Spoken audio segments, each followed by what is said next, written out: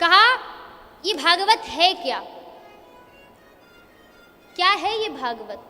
व्यास जी लिखते हैं, तेनेयं वाङ्मयी मूर्ति प्रत्यक्षा वर्तते हरि, सेवनात् श्रवणात् पाठात् दर्शनात् पापनाशिते।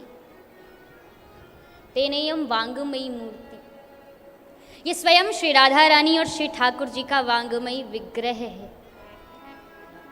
ये कोई साधारण सी पोथी नहीं है, कोई साधारण सा ग्रंथ नहीं है। इसमें स्वयं श्री राधा रानी श्री ठाकुर जी का तेज समाया है। फिर इस कथा का क्या किया जाए, तो कहा सेवनात् श्रवणात् पाठात्। इस कथा का सेवन करना चाहिए। सेवन करना अर्थात इसको पियो। पिबत भागवतम रसमालयम, इस कथा के रस को पान करो। पहले सेवनाथ क्यों कहा, क्योंकि हमारी आदत है हम एक कान से सुनते हैं और दूसरे कान से निकाल देते हैं। इसलिए जब आप पी जाओगे तो निकलने का कोई चांस ही नहीं है। तो कहा सेवनाथ, इस कथा को पियो। इस कथा, और पीने का अर्थार्थ क्या है, पीने का मतलब क्या है। ये नहीं कि भागवत के पन्नों को फाड़ा और घोल कर पी गए, ऐसा नहीं। इस कथा को अपने आचरण में उतारो, ये है पीने का अर्थ। सेवनाथ अपने जीवन में उतारो। कहा महाराज 4 घंटे कौन बैठ के कथा सुने, क्योंकि हम कलयुगी जीव है, इतना समय हमारे पास होता नहीं है।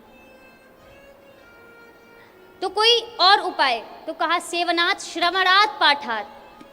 अगर नहीं सेवन कर सकते हो तो श्रवण कर लो, श्रवणात्।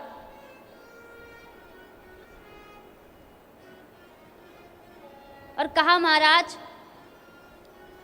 मान लीजिए अगर श्रवण भी नहीं कर पाए तो क्या करें, तो कहा पाठात्, इस कथा का पाठ कर लो। यानी इस कथा के एक आध श्लोकों को नित्य प्रति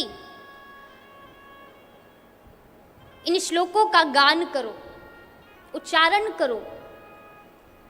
क्यों, क्योंकि कहते हैं या पठेत प्रयतो नित्या श्लोकम भागवतम सुता, अष्टादशम पुराणानाम फलमापनोति मानवः।